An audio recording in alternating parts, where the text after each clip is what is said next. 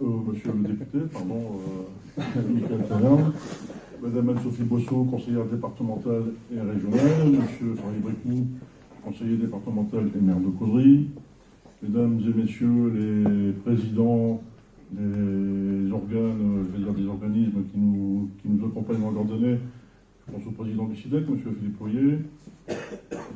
Félicitations à la nouvelle maire de Noyers-sur-Escaut, qui a été élue il y a quelques jours. Mesdames et Messieurs les maires, chers collègues, les représentants de la communauté d'agglo du Caudry-Cataisy, sans oublier Monsieur le maire de Beauvau, président du SMAB, également. Et excusez Monsieur Serge Chiméon, occupé ailleurs. Messieurs les présidents des syndicats des murs, voilà, je l'ai dit. Mesdames et Messieurs les élus, Madame Ramel, directrice de l'école publique, Mesdames et Messieurs les enseignants, Mesdames et Messieurs les présidents et présidentes des associations Esquivine, Monsieur Capranche, commandant de la brigade de gendarmerie d'Avennes-les-Aubert, Monsieur Tamari, chef de corps des sapeurs-pompiers de Kiévi, Mesdames et Messieurs les sapeurs-pompiers, Madame Preux, secrétaire de mairie, Mesdames et Messieurs les membres du personnel communal. Chère Marilyn, Mesdames et Messieurs les adjoints et les conseillers municipaux, je vous remercie de vos bons vœux et j'adresse un message d'amitié et très sincère à l'ensemble des élus de l'équipe municipale qui m'accompagnent depuis mon installation aux responsabilités de la commune. Je vous souhaite à mon tour mes vœux de santé, de réussite dans vos projets et dans vos fonctions, et je vous remercie de votre implication sans faille à mes côtés. Permettez-moi d'adresser à nos chers esquivines et chers esquivins, à nos commerçants, nos artisans, toutes les personnalités, mes meilleurs vœux. Et vous souhaitez une très belle année 2024 à vous-même, à vos familles, à vos proches, enfin et surtout la santé tant elle est essentielle, des vœux de réussite et d'épanouissement dans vos vies personnelles et professionnelles. Mes pensées vont tout particulièrement vers celles et ceux partis trop tôt, trop jeunes, et à leurs familles. Je pense aux derniers qui nous ont quittés, Jean-Christophe, Laurent, Hervé et à tous les autres, toujours trop nombreux. 2023, 16 personnes sont décédées à Kiévi. Mes pensées vont également vers celles et ceux qui souffrent dans leur cœur et dans leur corps, qui luttent contre la maladie, également à celles et ceux qui viennent en aide aux malades. Et j'en profite pour remercier vivement toutes les associations et leurs bénévoles pour leur dynamisme et leur solidarité. Marine l'a déjà fait, mais bon... En particulier, je n'ai pas vu son discours, elle n'a pas lu le mien. En particulier les associations caritatives qui participent activement aux avancées de la recherche. Le Téléthon en est un bel exemple à Kiévi depuis près de 20 ans. Le Téléthon organisé à Kiévi par les différentes associations, notamment le club de marche, dont le président est parmi nous, monsieur Guy, il est là, Guy, ouais. Initiateurs du Téléthon à Kiévi ont récolté depuis ces 20 années près de 55 000 €. C'est quand même pas mal. Plus récemment, la marche rose organisée par la municipalité qui s'est associée aux ch'tis coureurs, le marathon parti de Carnières, chers collègues, pour arriver à Kiévi sur un parcours de 55 km et plus de 4 tonnes de piles récoltées. Plus largement, je fais des vœux de paix pour que cesse la montée de l'instabilité à travers le monde, à 2 pas de chez nous, avec les guerres en Ukraine, en Israël, en Palestine et encore tant d'autres conflits à travers ce monde devenu fou, où les civils, les femmes et les enfants sont les premières victimes. Avant tout, je remercie tous les professionnels, élus et bénévoles des organismes, CCAS, les collectivités locales, la communauté d'agglo, le Caudry-Cataisy, les syndicats, les financeurs, le centre social, la Croix-Rouge et Action Avennes-les-Aubert, parce que le président et le directeur est là. Pour leur soutien au cours de l'année 2023, et je vous souhaite la santé et la réussite dans vos actions d'entraide et de partage. À peine sorti de la période Covid 2023, 2023 a été une année très difficile, notamment avec l'inflation, conséquence directe des déséquilibres économiques mondiaux liés au conflit, qui a provoqué un raz-de-marée sur l'économie de chacun d'entre nous, une forte hausse des prix à la consommation que les salaires et les retraites ne compensent pas. 2023 aura été fortement marqué par des épisodes de sécheresse de plus en plus longs, des inondations qui paradoxalement ne remplissent pas suffisamment les nappes, les coups de vent de plus en plus puissants, il y en a un ici qui se déroule en Réunion, les coups de vent de plus en plus puissants, signe que le réchauffement climatique est de plus en plus présent et qu'il va falloir apprendre à vivre avec. J'ai une pensée toute particulière pour nos voisins du Pas-de-Calais qui vivent un enfer depuis plusieurs semaines. Un réchauffement climatique mêlé à la mondialisation nous amène des indésirables volants et piqueurs. Le maire de Berthier va être d'accord avec moi. Les fameux frelons asiatiques, de plus en plus nombreux, bien installés dans nos villes et nos villages. Je crains que ce phénomène devienne un problème de sécurité publique et j'ai donc décidé durant cet été que la commune prendra en charge la destruction de ces nids pour lutter efficacement contre ce fléau. Tout le monde n'a pas les moyens financiers de faire détruire ces nids, ça coûte quand même entre 80 et 150 €, c'est quand même une somme. Alors le conseil que je puisse vous donner, c'est de ne pas vous approcher de ces nids et de le signaler à l'accueil de la mairie. Madame Louchard, ce sera un plaisir de vous écouter. Cette année, nous avons choisi de changer un peu nos habitudes, nous rencontrer un lundi, pourquoi pas. En plus, vous êtes tous présents, vous êtes nombreux, merci, c'est gentil. Le 15, pourquoi pas. Et parce que habituellement c'était le 6, le premier week-end du mois de janvier. Comme quoi, quand on change les habitudes, ça marche bien, quoi. Et prenez-en des leçons, messieurs les maires. Et le lundi, le mardi, le mercredi, le jeudi, le vendredi, au lieu de tout faire le même week-end, je veux dire, il faut courir. C'est compliqué, hein, monsieur Bricot. On se fait mal. Après, on se fait mal, tu vois.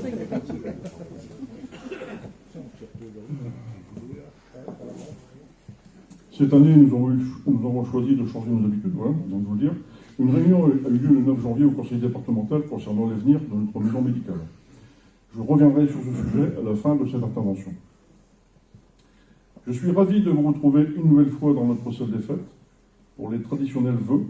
Je vous remercie d'avoir accepté notre invitation et d'être venu partager ce moment de bilan et de projection, un moment de convivialité et de partage. Au chapitre des travaux 2023, l'effacement des réseaux de la rue Jean-Baptiste Lebas et du 14 juillet viennent de se terminer. Ça a été très long quand même. Reste l'intervention de Cap Fibre pour équiper les dernières maisons en fibre, qui ne sont pas équipées. Ce sera fait avant la fin du premier trimestre 2024. Enfin, après maintes réclamations, après une longue attente, ça a déjà été évoqué dans les vœux chez les collègues, après une longue attente, l'enlèvement des poteaux, une année après la fin des travaux de la rue Jean-Lebas. Et encore une fois, je remercie pour ces travaux tous les financeurs, le département, la communauté de l'eau et les courtoisies Cathésie. D'autres travaux sur notre terrain de football. Nous avons entrepris des travaux de rénovation des pelouses de jeu. C'était bien plus qu'une nécessité. Traitement, scarification, sablage et semis. La chaudière des vestiaires a été remplacée et subventionnée par le conseil départemental à hauteur de 50%, que je remercie. Le conseil départemental toujours à nos côtés. Hein, c'est bien ce que le président aurait dit. Hein, voilà. Face à la mairie, une bande de communication tactile a été installée, qui vient soulager les tableaux surchargés de notes. Nous sommes dans l'ère de la dématérialisation, donc pourquoi pas. Il va falloir s'habituer à toutes ces choses-là. Sur la place de Gaulle, vous avez sans doute aperçu une bande de recharge pour les véhicules électriques, installée par le président, enfin le CIDEC, en collaboration avec Philippe Ollier, le président du CIDEC. Je salue au passage le président Philippe Ollier. Nous ne sommes qu'au début de l'installation de ces bandes qui montent en puissance. C'est vrai qu'au début, c'était assez rare de voir un véhicule en recharge. Maintenant, on en voit de plus en plus souvent. Rue de Fontaine, la réalisation des trottoirs avec le busage du fossé, aménagement des parterres fleuris pour un coût de 72 521 €, subventionné par le département à hauteur de 7 425 € dans le cadre de l'aide à l'aménagement des trottoirs. La page 2024 s'ouvre et c'est pour moi de formuler des vœux de réussite pour notre beau village. J'avais écrit le plus beau village de France, mais ça fait un peu prétentieux quand même. Donc je l'ai effacé, mais je vous le dis quand même. Des vœux de partage, de bons moments entre nous, pour nos manifestations populaires qui entretiennent des liens sociaux si importants à notre société. Et j'en profite pour remercier tous les présidents, des présidentes et les bénévoles des associations de Kévi, culturelles, sportives, qui marquent bien l'ADN de ce village par toutes ses activités et son dynamisme. Cette année, nous entrons dans les Olympiades. Alors, je suis désolé, mais la flamme olympique ne passera pas à Kévi. Pas besoin. En juin 2023, les enfants de 8 et 11 ans de l'école de Kévi ont participé à une Olympiade à Seclin, accompagnée par la première adjointe, Mme Colin, organisée par le conseil départemental, n'est-ce pas? On a passé une superbe journée. Et deux de nos enfants, Jade Eresman et Charlotte Grandir, je ne sais pas si elles sont là, ont gagné chacune une place pour assister aux Jeux Olympiques à Paris le 8 août 2024. C'est pas mal quand même. Hein.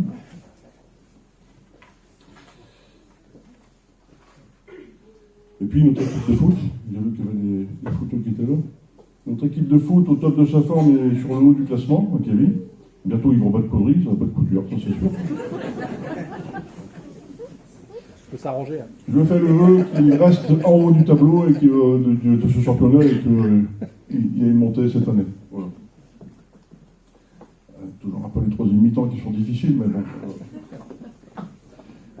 Dans les transitions 2023-2024, la continuité des travaux du quartier du 14 juillet, de réhabilitation et d'aménagement de la Mallerie pour y construire une vingtaine de logements est toujours d'actualité.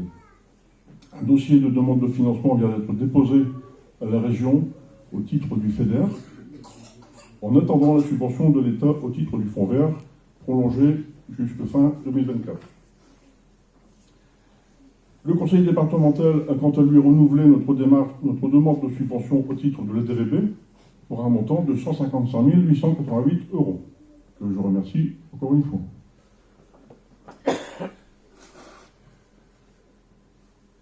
Je salue la présence de M. Fabien Leclerc, il est là, qui représente l'aménageur de ce projet de la Société d'économie mixte du conseil départemental. Ce projet de réhabilitation du 14 juillet devrait démarrer en 2024. C'est l'année de la dernière chance. Les travaux devront démarrer avant le 30 juin de cette année. Monsieur Leclerc, c'est bien... On est d'accord? Ce projet entre bien dans le cadre de la nouvelle loi Climat et Résilience. Je ne ferai pas de commentaire. De ce dossier, dans ce dossier, rien ne dépasse du cadre. Nous sommes bien dans le cadre de la loi Climat et Résilience. Cette loi issue des événements climatiques que nous connaissons, plus précisément la loi ZAN, zéro artificialisation nette du 20 juillet 2023, qui signifie en clair que nos communes ne peuvent plus aménager et construire sur les zones cultivables et forestières. Cette loi vient renforcer l'idée et ne nous laisse que le choix d'aménager et construire sur la friche du 14 juillet. Et les dents creuses du village, pour maintenir et pérenniser la population, son activité sociale et économique et l'activité commerciale du village. Un second élément vient renforcer ce projet de développement de la friche du 14 juillet, c'est la population de l'école. Avec une légère baisse, 180 élèves à l'école, pour une commune qui compte 1821 habitants, une commune qui reprend des habitants chaque année. Donc au dernier comptage INSEE, nous sommes 1821 et c'est récent. Chaque maire sait ce que ça signifie une fermeture de classe dans une école, dans l'école. Ce n'est pas à l'ordre du jour. Mais il faut prévenir. Et je suis persuadé que l'immobilisme ne nous conduira nulle part. Donc, Ce projet du 14 juillet contribuera à l'amélioration du cadre de vie dans notre commune, et il se trouve que le cœur du cadre de vie de la commune, c'est bien l'école publique, qui a été marquée à la dernière rentrée scolaire par l'arrivée de notre nouvelle directrice, ça va me permettre de boire un coup pour 2 minutes, de l'école publique, Madame Ramette, Anne-Charlotte, que je salue, et qui nous vient de Clary. Chère collègue Marie-Jo, de la maire de Clary, est là. Madame Ramette, je vais vous demander de venir me rejoindre. Elle est où, Madame Ramette? Elle est là.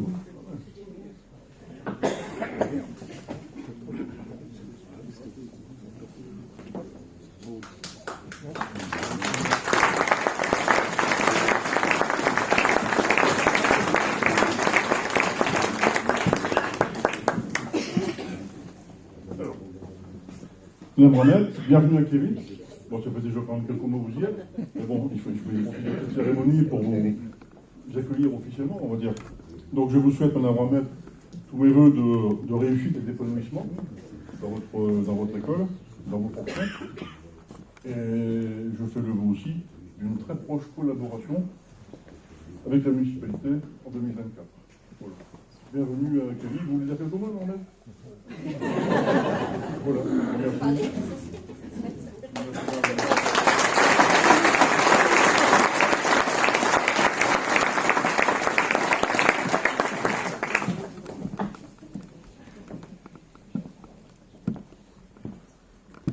Dans le cadre des classes de mer du 21 au 23 juin 2023, sur un projet d'école, comme je les aime, la municipalité a envoyé 66 enfants en classe de mer dans la baie de Somme, encadrés par les enseignants, Madame Denimal, Madame Desmet et Madame Lécuyer, que je remercie. 2 élus les ont accompagnés à leurs frais. La première adjointe, Madame Canon, et Madame Devoine, la présidente de l'amicale laïque. Ce séjour a été une belle réussite pour tous les enfants et encadrants, à renouveler le cas échéant si les finances le permettent. Coût du séjour 11 180 €. Pour la municipalité, avec une participation des parents et de l'amicale laïque. Hors cadre de l'école, la municipalité a également participe depuis 2016 aux vacances de neige, organisées par le comité des vacances de neige, qui ressemble à quelques associations. Les coûts de ces vacances ne cessent d'augmenter, pour les transports ou les séjours, tout augmente de toute façon. Donc la municipalité a décidé d'augmenter sa participation et porte celle-ci à 180 € par enfant au lieu de 150. Pour toujours rester à l'école, enfin revenir à l'école, un audit énergétique a été réalisé par le cabinet Solenaire sous le couvert du pays du Cambrésis. Je salue notre ami Sylvain Traneau. Sur l'école du village et sur la salle des fêtes, sur cette salle des fêtes, qui paraît très très belle, mais en fait il y a des grosses lacunes quand même d'économie d'énergie. Donc, cet audit nous a révélé des défauts d'isolation, d'infiltration d'eau et de faiblesse de la charpente et de la toiture. Sur l'aile gauche de l'école, de gros travaux en perspective, imprévus que nous allons réaliser dans les plus brefs délais. Nous nous activons pour déposer au plus vite les dossiers de demande de subvention. Le montant de ces travaux devrait avoisiner quand même les 600 000 €. Le dossier de la nouvelle cantine est également à l'étude, mais il nous faut pallier au plus urgent. Voilà, vous connaissez la règle, c'est l'argent, le nerf de la guerre. Hein, on ne peut pas tout faire. L'urgence, c'est vers l'école. Un autre dossier brûlant, la verrue du carrefour de la rue Jean-Baptiste Lebas, qui depuis plusieurs décennies, plus précisément au Capi, fait un potage dans le village, et nous avons proposé une offre de rachat très honnête au propriétaire du bâtiment, particulièrement dangereux, une proposition qu'il a refusée, donc nous avons décidé d'entamer une procédure d'expropriation. Cette procédure est actuellement sur le bureau de M. le sous-préfet et sa douane pour avis. Je tiens à remercier particulièrement M. le maire de Venez-Aubert, qui nous a très gracieusement, je vais dire, il est où? Oui, gracieusement prêté les services de Madame Vendeman, l'agent d'urbanisme d'Aven les Auvers, et qui nous a donné la procédure, en fait, donné la procédure, voilà, surtout à M. Machu. Et je voulais la remercier aussi pour l'aide précieuse qu'elle nous a gracieusement apportée. Et je remercie également M. Daniel Machu, adjoint aux travaux, pour la conduite de ce dossier de main de maître. Merci Daniel. Vous pouvez l'applaudir.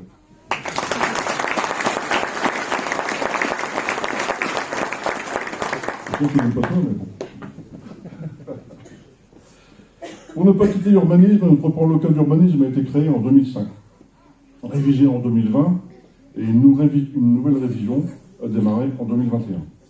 Ce plan a été approuvé à l'unanimité en commission de la direction des territoires et de la mer et par M. le préfet.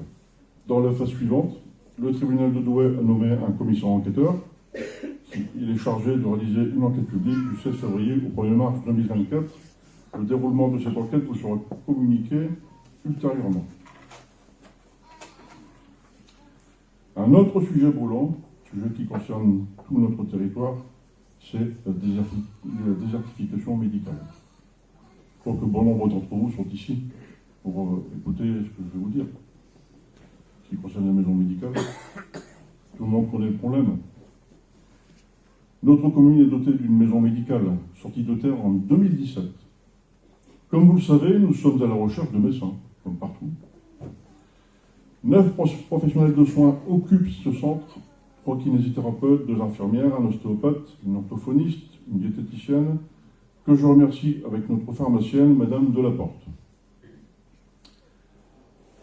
Je vous souhaite une belle et heureuse année 2024, réjouissante et l'accomplissement de nos projets communs. À tout le groupe des soins, en fait. Manque dans cette maison médicale le pivot, un médecin, comme partout sur le territoire. Alors les idées ne sont pas légion. À notre manière, nous agissons pour essayer de trouver une ou plusieurs solutions à ce problème difficile à résoudre, avec une jeune médecin malgache qui travaille dans un hôpital de la région parisienne et qui souhaite venir exercer à Kiev. Seulement, ses diplômes de médecine ne sont pas reconnus en Europe et il lui faut donc valider ses compétences. Donc il faut encore attendre pour cette personne-là. Une seconde solution proposée par le conseil départemental, c'est l'installation d'un pôle départemental de santé et bien entendu de médecins. Le 9 janvier dernier a eu lieu au conseil départemental du Nord une réunion avec les instances de l'agence régionale de santé, la caisse primaire d'assurance maladie et le corps médical, je pense. Kiev a donc été officiellement choisi pour l'installation du pôle départemental de santé, bien évidemment sous condition. Je ne connais pas encore le délai d'avancement de cette décision. Les exigences des organisations et des médecins ne sont pas des moindres puisqu'il va falloir bâtir de nouveaux locaux ou agrandir notre maison médicale. Cette possibilité avait déjà été évoquée lors de sa construction. Le temps presse. Il n'y a pas une seconde à perdre. Il nous faut trouver des solutions rapides et efficaces. Et pas plus tard que demain, je recevrai une entreprise spécialisée pour ce type de chantier. C'est quand même une belle avancée. C'est officiel. Kiev a été choisi par le conseil départemental pour l'installation de ce centre départemental de santé. Je vous tiendrai informé de la suite de ce projet. Pour conclure, elle s'y attend pas, je demande à Madame Pro, à Isabelle, de venir me rejoindre.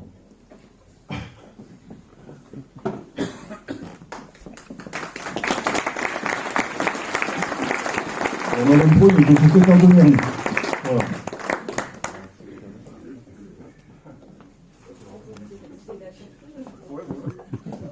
Ils ont gardé le chauffeur ? Ils ont su garder le chauffeur ? Ah, d'accord. Bien. C'est un moment bien choisi pour te mettre à l'honneur. Hein. Notre collaboration est précieuse et c'est vraiment mérité. Je te remercie pour ton professionnalisme, ta disponibilité, de votre écoute à l'égard de nos concitoyens et de la patience que vous avez à mon égard. Je veux aussi féliciter Catherine Louchard, ta collègue. Et c'est vrai que oui, c'est pas toujours facile, mais bon. Voilà. En tout cas, merci beaucoup pour votre aide précieuse. Vous êtes vraiment des proches collaborateurs et je sais que j'ai beaucoup de chance parce que beaucoup de communes n'ont pas toujours des secrétaires de mairie Des bonnes secrétaires. à disposition. Hein Une bonne secrétaire. Ouais, les bonnes secrétaires. Ce sont d'excellentes secrétaires. Voilà. Et je fais un appel aux jeunes d'ailleurs. Aujourd'hui, il y a une pénurie de secrétaires de mairie. Donc il y a des concours. Les jeunes, allez-y, c'est un très beau métier. N'est-ce pas, madame Lecomte ? Voilà.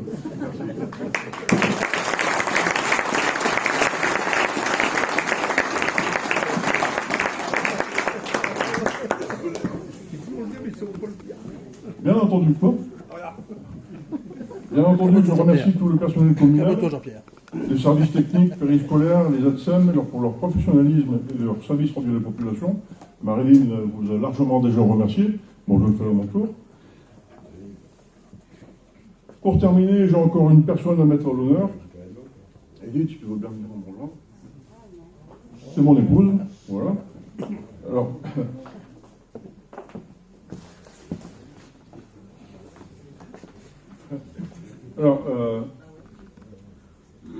je sais que vous savez tous, les collègues, vous savez tous ce que c'est qu'être maire et de savoir quand on s'en va, mais de ne pas savoir quand on rentre. Hein. Donc ça arrive, ça fait comment quand même. Donc pour te remercier de ta patience, c'est pas toujours simple de rester seul à la maison, je comprends bien. Voilà, donc pour te remercier de ta patience et puis de me supporter aussi, parce que oui, c'est vrai, tu me supportes. Hein. Voilà. Et je ne sais pas si je vais arriver à me faire pardonner, mais bon. En tout cas, l'année prochaine va être une année très très chargée. Et je crois que le bouquet sera encore plus gros.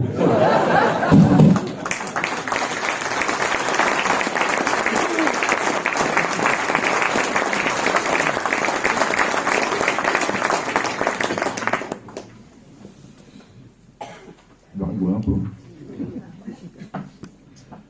Chers esquivines, chers esquivins, à toutes et à tous, je renouvelle mes vœux les plus sincères et à vos côtés, au nom du conseil municipal, je vous souhaite une belle année, vous assure de mon engagement, toujours aussi fort, et celui de mon équipe, à votre service, pour que notre village soit toujours plus solidaire, éducatif et attractif.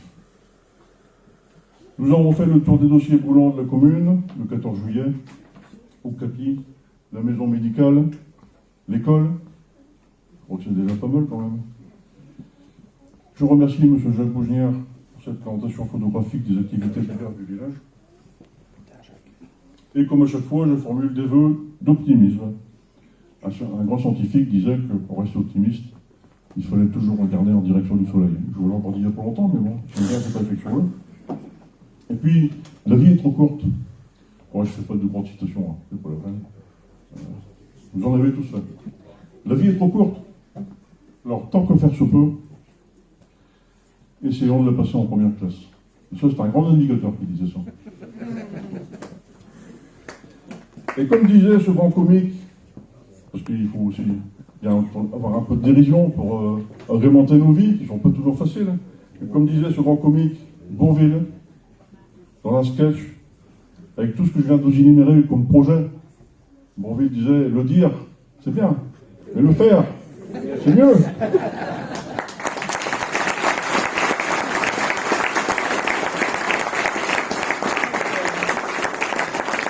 Alors du coup, vous pourrez vous rafraîchir après avec une eau ferrugineuse. D'accord ?